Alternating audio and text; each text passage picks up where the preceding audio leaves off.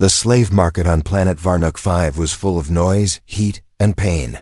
Shouts of buyers, cries of the weak, and rows of cages filled with broken souls. Most looked down, afraid to make eye contact. Among them sat a thin alien woman. Her skin pale purple, her eyes lifeless, her body covered in bruises and scars. Her name was Serenia, but no one had called her that in years. She was simply number 47 now. She had once been proud, wild, and free. But after she was captured, she had become a personal slave. Bought, used, passed around, again and again. She didn't cry anymore. There were no tears left. Today, she sat quietly in her cage. Her hands were chained. Her collar beeped. When she moved, her eyes stared at nothing. Buyers walked by, some laughing, some whispering things she was used to hearing. Dirty things, cruel things. She waited for her next owner. There was always one more. Then she saw him, a tall man, different from the others. He had a rough face, brown skin, and human eyes. He didn't look at her like the others. He didn't grin. He didn't laugh. He looked. Serious. The trader smiled wide. This one, beautiful body, good shape. A bit quiet, but that makes her better. Personal class, yes. Just 5,000 credits. The man didn't speak for a moment. Then he said something strange. I'll take her, full price. No questions. Serenia didn't flinch. She had heard that before. No questions meant, do whatever I want. The trader unlocked her cage.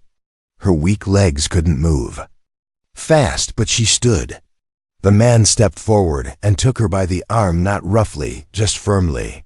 He led her to a small ship. She didn't speak, didn't ask anything. She just waited. The moment they were in space, she sat in the corner of the ship and pulled her knees to her chest. He didn't come close. He didn't even look at her. Instead, he opened a small storage box and pulled out clothes. He walked over and placed a soft shirt, pants, and a blanket in front of her. You're cold, he said. Put these on. You're safe now. She stared at the clothes. What kind of game was this? She waited for him to order her to undress, to laugh, to push her down. But he didn't. He just walked back to the pilot seat and sat quietly. She slowly put on the clothes. They were warm, too warm. She almost cried, but stopped herself. No, she wouldn't cry for clothes. Not after all these years. He gave her food later, not fancy food, just warm bread and soup. She ate like a wild animal. He watched but said nothing. That night, she curled up in the corner of the room. She didn't sleep. Not really. Her eyes kept opening. Her ears listened for footsteps, but none came. No hands touched her. No pain followed.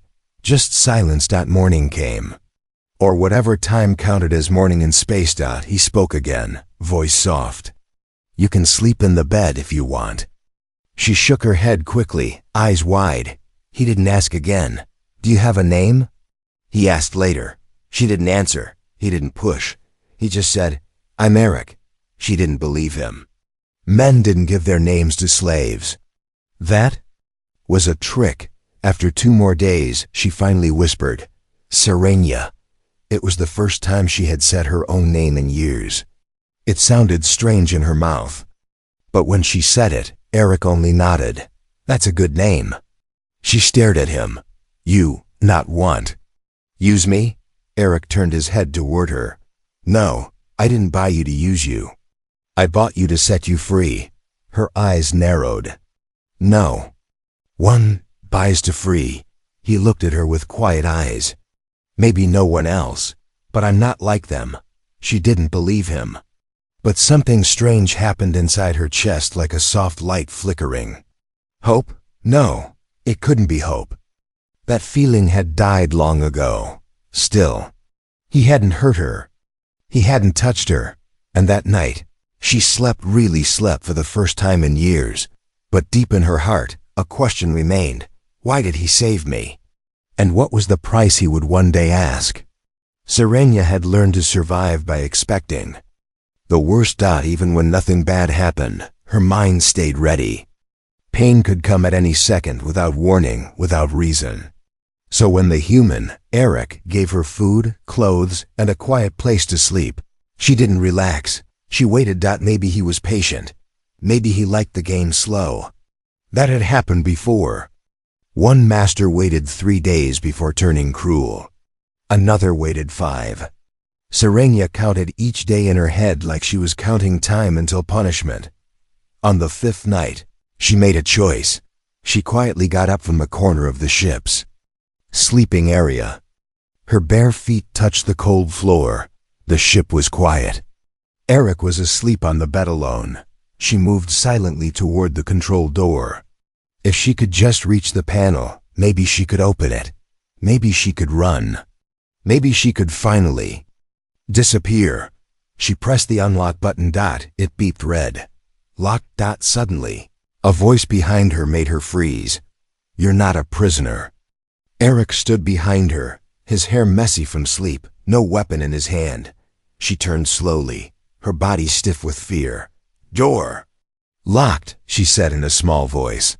"For safety. Not for you, for both of us. We're in deep space.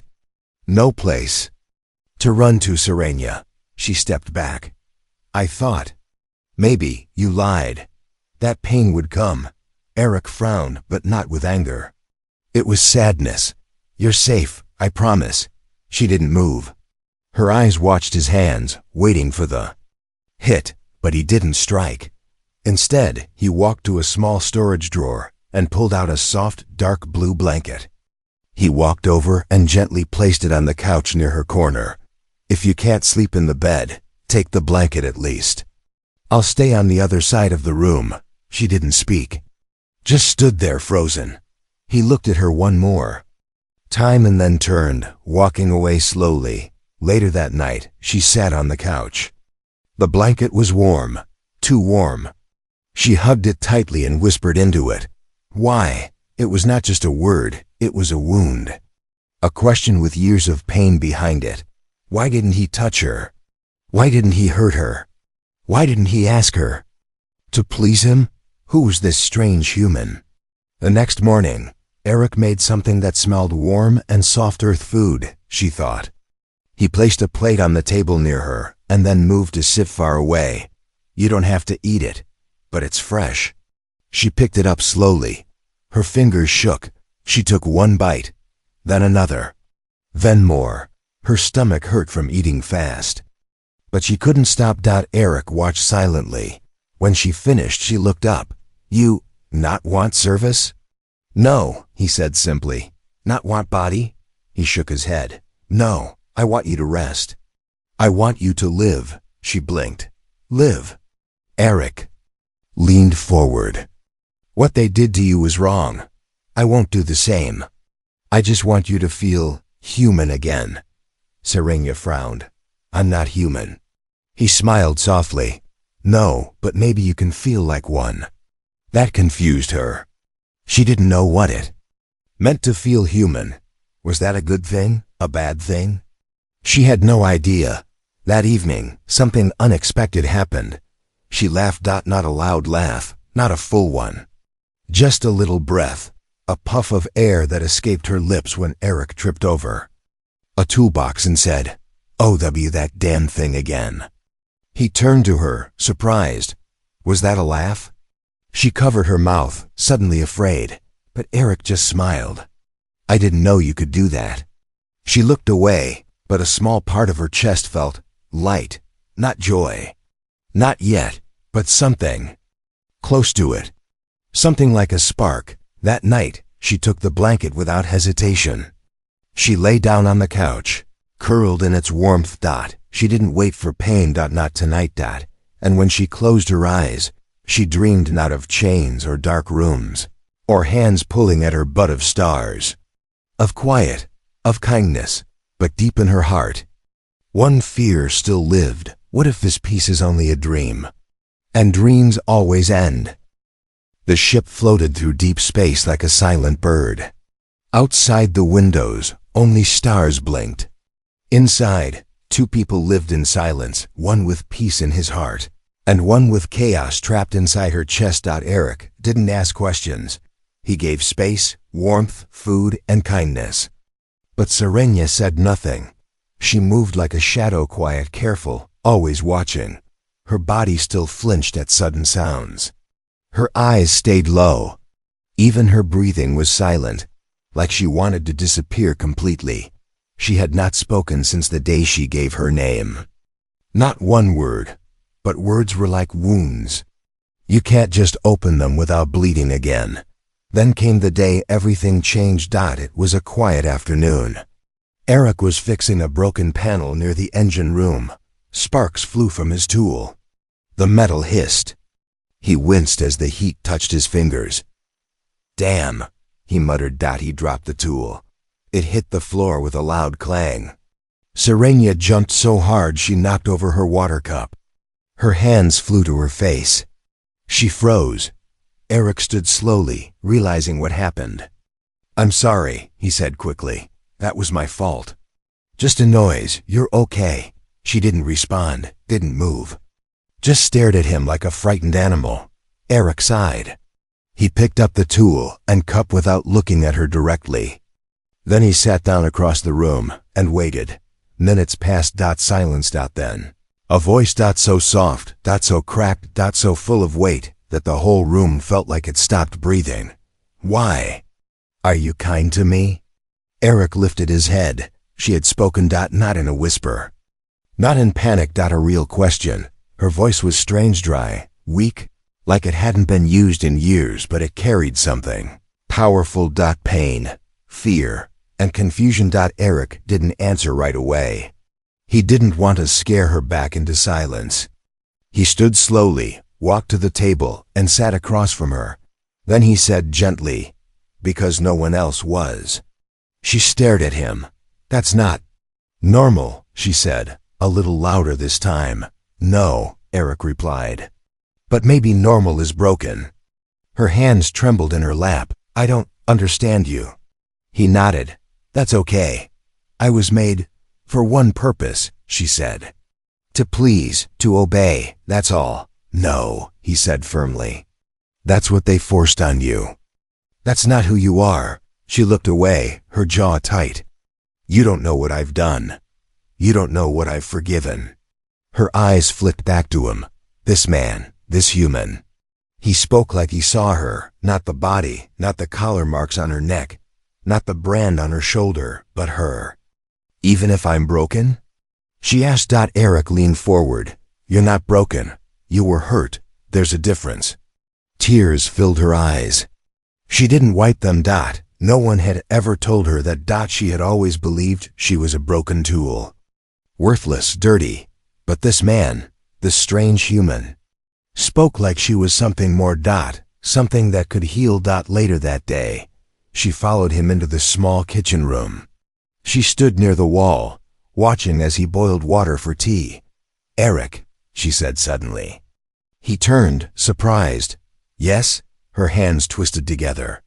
"Do you believe I can be new again?" He put the kettle down. "Yes," he said. "Not in a day, not in a week, but yes. One piece at a time." She nodded. "Then, will you help me find my pieces?" Eric smiled gently. "That's why I bought you. Not to own you, but to return you to yourself." That night, they sat on the floor with cups of hot tea. She told him a little of her past. Just pieces. Just short memories. Enough to see her pain, but not enough to drown in it. He listened, truly listened. He didn't pity her. He didn't judge her. He just stayed. And sometimes, staying is louder than any rescue. Before sleeping, she looked at the stars outside the window. "I spoke today," she whispered. And for the first time in years, she felt proud. Not because someone told her to speak, but because she chose to. Her voice had been silent for too long. But tonight, it shook the room, and it would never be silent again. Serenia stood in front of the mirror, holding the soft gray shirt Eric had given her weeks ago. It was clean, simple, warm. She touched her reflection, unsure of who she was looking at. No chains, no collar, just herself. But who was she if not a slave? She had learned how to speak again. She could eat when she was hungry. She could sleep without fear. But deep inside, one thing still haunted her. She didn't know how to be free. In her old life, there was always a purpose. Obey, serve, please. Without that, what was she now? She watched Eric work quietly on the ship's systems. He had spent days fixing a broken fuel relay. His hands were covered in grease, his face tired. He didn't complain. He didn't ask anything from her. Not once. Serenia felt something strange rising in her chest. A mixture of guilt and need, not for pleasure, not for survival, but for value. She wanted to give him something, anything. So she made a choice, a wrong choice. That night, Eric sat on the bed, reading data from a holographic pad. The lights were dim. Serenia stood by the doorway, dressed in the only thing she had left from her old life, an old silk robe she had hidden under her bed. Thin, revealing, she walked slowly toward him. He looked up. His eyes met hers. "Serenia?" he asked. She didn't answer. She stepped closer and dropped the robe from her shoulders. Her body was bare, still marked with scars from her past. She stood like a statue, waiting for the command. "I know what you want," she whispered. "It's what they all wanted. I can be quiet, I can be gentle, I know what to do." Eric stood up fast. "No." His voice was firm, loud. She froze. "No?" she said, confused. He grabbed a blanket and quickly wrapped it around her. "What are you doing?" She looked down. Shame hit her like fire. "You bought me. Isn't this what I'm for?" Eric stepped back. His eyes filled with something stronger than anger. Pain. "You're not for anything," he said. "You're not an object." She shook her head. "I don't know how to be anything else." Eric's hands were shaking. "Serenia, I didn't save you to own your body. I saved you because you're a person. A life. I wanted to give you the chance to be more than what they made you." Tears ran down her face. She pulled the blanket tighter. "You don't want me?" she asked, her voice breaking. "I want you to want yourself first," he said gently. She sat on the floor, sobbing. Not because he rejected her, but because, for the first time, someone had refused to use her. Eric sat beside her. "I'm not a hero," he said. "I've seen too many wrong things. I couldn't save them all. But when I saw you in that cage, I just knew I had to do something right. One right thing." She looked at him through tears. "And if I never learn how to be whole again, I'll still be here." His words wrapped around her like the blanket on her shoulders. Not warm from heat, warm from truth. Later that night, she changed into her simple shirt again and sat beside him near the window. They didn't talk. They didn't need to. The silence between them was no longer empty. It was safe, but far away. Beyond the stars, in a rich room on a high alien planet, a screen beeped. A fat alien baron watched her image. He grinned. "So my little slave thinks she can disappear? Let's see how far she gets with a human." He pressed a button, and hunters began to move. It started with silence, the kind of silence that didn't feel peaceful but dangerous. The ship, which always hummed softly in the background, suddenly went quiet. Lights flickered. Eric was in the cockpit, checking fuel levels, when the alarm blinked red. "Incoming ship. Unauthorized. No ID. Distance. 300 meters." His heart sank. He tapped the com. "Serenia, stay in your room. Lock the door." In the back of the ship, Serenia stood frozen. Something inside her, something old and cruel, began to whisper. "They found you." She didn't ask questions. She obeyed the voice she trusted. Now Eric's. The door sealed behind her. Outside, the other ship docked fast, like a hawk landing on its prey. A metallic hiss filled the hallway as their airlocks connected. Eric stood between the airlock and Serenia's door. A plasma tool in one hand, his body stiff with tension. The airlock opened. 3 figures stepped in tall, armored, faces hidden under black helmets. Behind them came a 4th figure, thin and grinning, dressed in expensive red robes. The voice that followed made Eric's skin crawl. "Well, well, what do we have here?" the man purred. "A human playing protector." Eric said nothing. Red-robed alien stepped closer, hands folded. "Her name is Serenia. She belongs to Lord Varnal of Zuthra. She was stolen." "She was sold," Eric replied coldly, "in a slave market. I paid the full price." The alien smiled wider. "She was never for sale. That traitor had no right. She is property of House Varnal. And House Varnal wants her back." Eric didn't move. "She's not property. Not anymore. You think that matters?" The alien snapped his fingers. One of the armored soldiers stepped forward, holding a small silver chip. "Her tracking beacon is still active. We know where she is. We know she's on your ship. And we will take her." Eric gripped his tool tighter. "You'll have to get through me." The alien raised an eyebrow. "A human? Alone?" Eric's eyes didn't blink. "I've been through wars." "You're just another fight." The red-robed alien narrowed his eyes. "You would risk your life for a slave?" "She's not a slave. She's Serenia." There was a long pause. Then, the alien gave a sharp nod. The armored men raised their weapons. Eric moved first. The hallway turned into a war zone. Sparks flew as metal hit metal. Eric used everything: tools, wires, smoke bombs, even his fists. He fought like a man who had nothing to lose, but he did. He had Serenia in her locked room. She heard the blasts, the crashing, the shouting. She pressed her hands to her ears and screamed silently into the darkness. She had been taken before.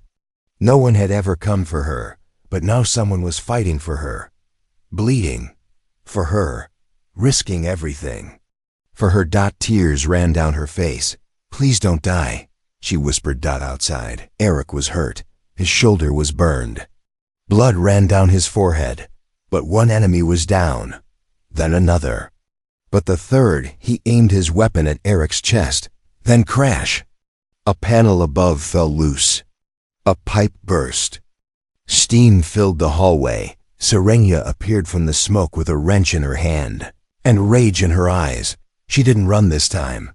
She swung hard once, twice striking the last attacker from behind. He collapsed. Eric turned in shock. "Serenia, what are you doing?" She was breathing hard. "Fighting for myself." Eric stared at her, no longer just a survivor, but a fighter.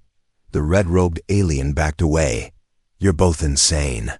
This isn't over." Eric pointed a plasma cutter at him. "Then leave now, or it ends here." The alien growled but turned and ran back to his ship. The enemy vessel disconnected. Then it vanished into space. Silence returned, but not the same silence as before. This one was earned.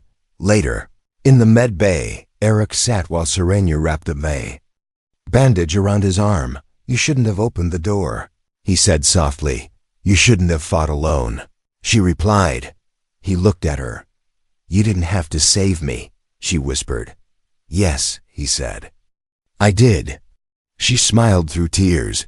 "And this time," she whispered, "I wanted to be saved." They sat there, side by side. Wounded, but together. But far away, back on the homeworld of House Varnal, a larger message was being prepared.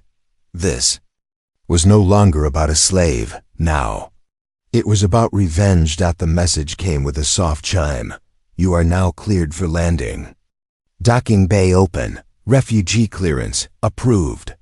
Eric stared at the screen. His body was still healing. His bandages felt tight. But the message made his chest heavier than any wound. He looked at Serenia. She stood beside him, quiet, strong, wearing the same simple gray shirt he had given her when they first met. Her purple skin was brighter now. Her shoulders straighter, her eyes deeper. She wasn't the same woman from that cage, and maybe that's what scared him. Because now she was free. The station was a peaceful planet called Turin 4, far outside the reach of House Varnal. It had laws, real ones, no slavery, no hunting, no masters. It was safe. Eric had filed her papers. He had used his status as a veteran to sponsor her. It had taken weeks. But now it was done. She had a choice. A real one. Docking in 5 minutes. The ship's voice said. Eric stood by the ramp. Serenia didn't move. You don't have to decide now, he said softly. She nodded slowly. But I think I already have. He blinked. You do? She walked to the window and looked at the blue clouds of Turin 4 below. I never thought I'd have the chance to choose anything. Not food, not clothes, not sleep. Not my name, not my body. Eric didn't speak. He just listened. She continued. But now, I get to choose where I live, who I am. She turned to him. And I choose not to run. Eric's heart beat louder. You mean, you don't want to live down there? I could, she said. I'd be safe, free. I could have a room.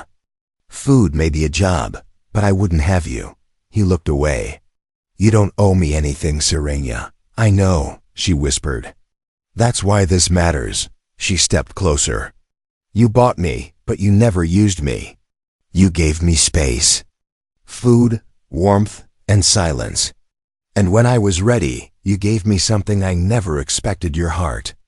He met her eyes. So, you want to stay, on the ship? She smiled. Not just on the ship, with you, wherever you go. Eric tried to speak but stopped.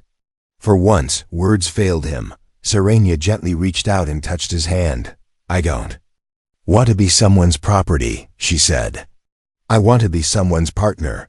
I want to learn, grow, live. But I want to do it with you. He took a slow breath, and then nodded. The ship didn't land. Instead it turned, left the peaceful planet behind. And entered the stars once more, with two souls inside who had found peace not on a world, but in each other. Later, Eric showed her the stars through the front window. Where to next? He asked. Serenia smiled. Somewhere with less trouble, but maybe still a little adventure. He laughed. You're starting to sound like a pilot. Maybe. I'll become one, she said. You did say I'm free now. He looked at her with warmth.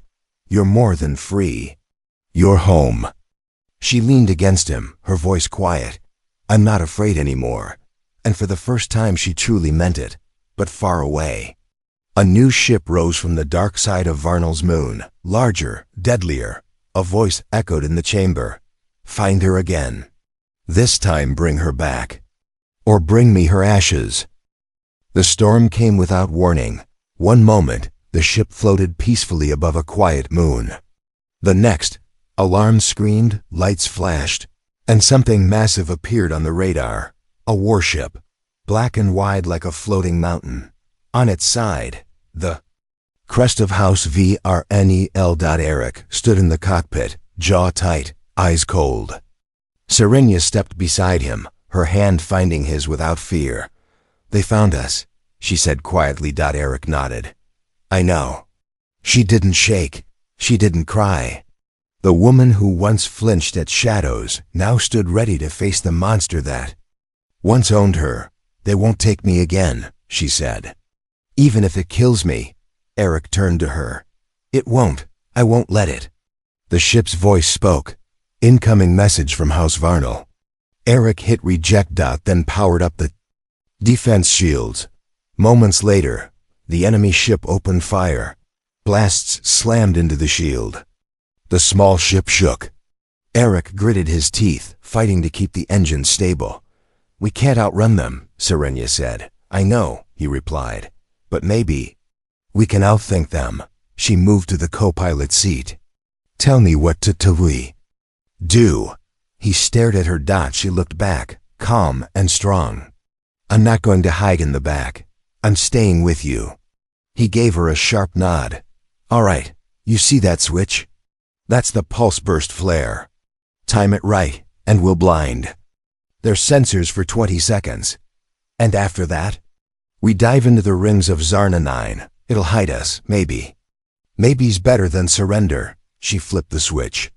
The flare fired. The ship flashed white, then dropped sharply.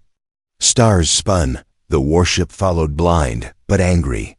Inside the chaos, something happened. Something quiet.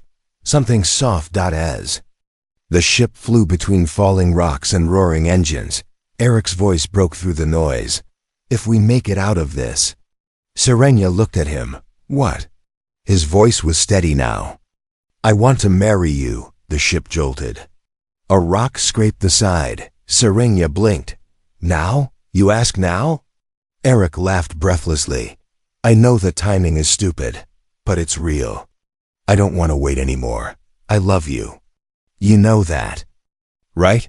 Tears filled her eyes, but she smiled. I know. The radar blinked. The enemy ship couldn't follow them into the rocky belt. It stopped, and then it disappeared from the radar. They made it. Alive. Free. Again. 2 weeks later, in a small outpost under twin suns, they stood together in front of a quiet council. There were no fancy clothes, no flowers, no guests. Just two hands held tight. Just two people who had survived the worst of the universe and still found something beautiful. The official looked at Serenia. Do you come freely into this union? Her voice was clear. I was once bought, owned. She looked at Eric. But now I give myself, freely, fully, without chains. The official smiled. He turned to Eric. Do you accept this woman as your life partner? Eric said, I accepted her the day she said her name. They kissed. No music played. No one clapped. But in that small room, two hearts finally rested. Later, they sat outside, watching the sky. She leaned her head on his shoulder. When I was in that cage, she whispered, I thought I was no one. He kissed her forehead. You were never no one. They just couldn't see you.